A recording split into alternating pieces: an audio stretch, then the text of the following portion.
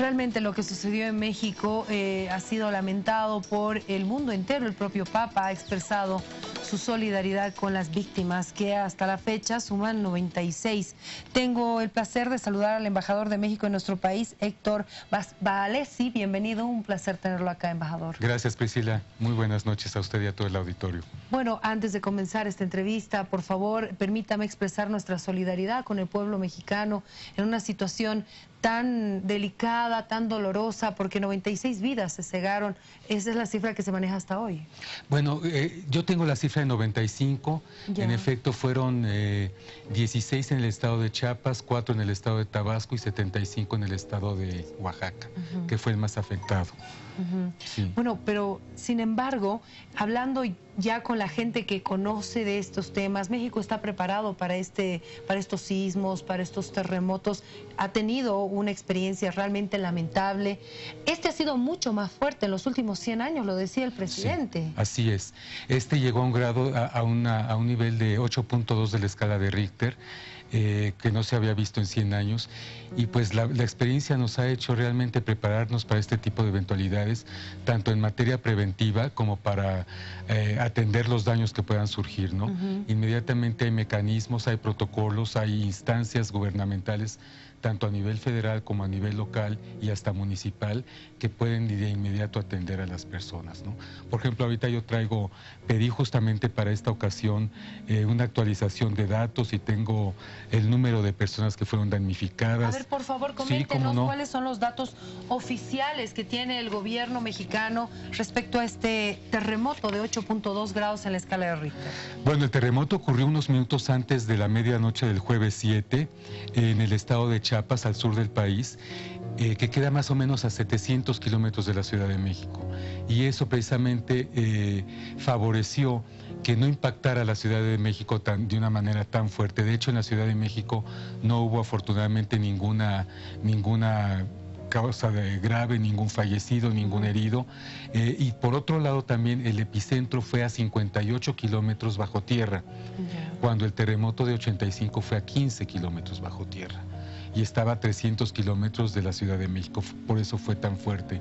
Pero sin embargo, bueno, sí tenemos el número de muertos que comenté, 95, pero por ejemplo de 914 refugios que hay en los estados de Chiapas y Oaxaca, solo se han usado 21, 7,000, casi 8,000 personas están, en albergues. En Oaxaca hay 217 lesionados, en Chiapas hay 55. Sí hay muchos afectados, y digo afectados en cuanto a que no tienen, por ejemplo, luz eléctrica, que se afectaron a casi 2 millones de personas. Sin embargo, ya la energía eléctrica ya está llegando a los hogares en un 99% del país. El agua potable también, cuando se interrumpió las líneas de agua potable, se está llevando aguas en pipas de 10,000 litros, entonces ya el 95% de la población tiene el servicio. Hay afectaciones en carreteras, hay en las carreteras de Oaxaca, por ejemplo, en todas hay paso, pero hay, digamos, afectaciones, derrumbes y ese tipo de cosas. Sí, había varios puentes que habían caído, también, ¿no? Pero sin embargo ya están en pleno uso.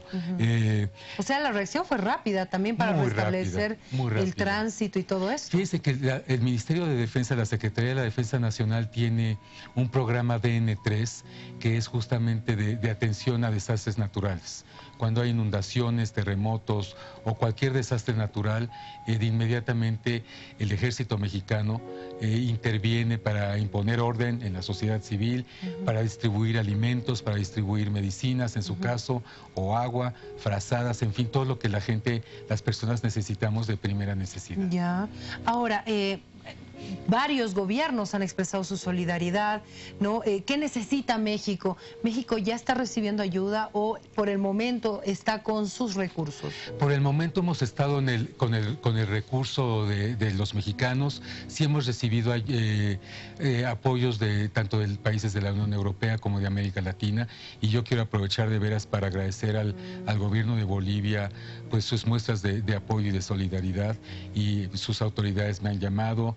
Ha habido inclusive una expresión del propio presidente Evo Morales en las redes sociales, y pues con mis colegas de otros países también he recibido llamadas. No ha faltado de veras el apoyo y las muestras de afecto y de solidaridad frente a la tragedia, ¿no? Ahora, me imagino que también la preocupación de los familiares que tienen a la comunidad boliviana viviendo en México, han buscado a la embajada para información, datos y demás. Sí, el embajador José Crespo, el embajador de Bolivia en México, ha estado muy al pendiente. Han distribuido también aquí el Ministerio de Relaciones Exteriores teléfonos de emergencia.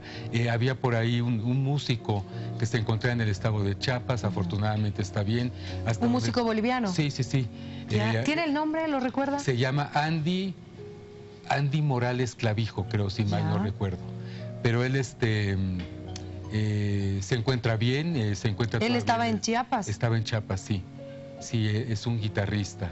Ya. Sí. Gracias a Dios está bien. Está bien, sí. No hay en la lista ni de heridos ni de víctimas fatales, ningún boliviano. No, de hecho ningún extranjero. Tenemos la información de que los 95 fallecidos son mexicanos y de que los lesionados también son mexicanos. Ahora, pasa la emergencia, la atención a los damnificados y viene la reconstrucción, que es la parte más dura, más cara, ¿no? Porque la gente pierde todo. Hay gente que ha perdido todo. Yo veía reportajes de varios medios mexicanos donde la gente sí ha perdido absolutamente todo. Cómo se caían las casas. Sí. Por ejemplo, en cuanto a escuelas ha habido algunas que han sufrido daños. No tan graves, pero sí el viernes no hubo clases y hoy tampoco hubo clases en los estados del sur, en Oaxaca y Chiapas. Esperemos que las clases se reanuden, si no mañana, pasado mañana, porque de inmediato los inspectores salen a ver qué tan graves son los daños, ¿no? Y se pueden usar los inmuebles o no, y pues sí, lamentablemente miles de personas han perdido sus casas. Ahora, ¿hay un plan de contingencia en estos casos? Porque una cosa es tener el plan de emergencia, ¿no? La acción rápida. Pero este segundo plan, que es ya de reconstrucción, cuando una familia lo ha perdido todo, el gobierno no puede darle la espalda. ¿Hay ese plan?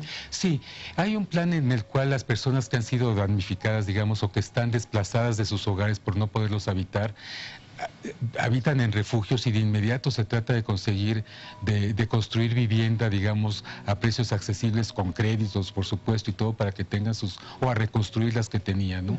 Muchas personas pues son muy reacias a cambiar su entorno y su casa. Entonces hay facilidades para construcción, se facilitan materiales para construcción, cemento, viga, ladrillos, para que también haya autoconstrucción de las propias casas, ¿no?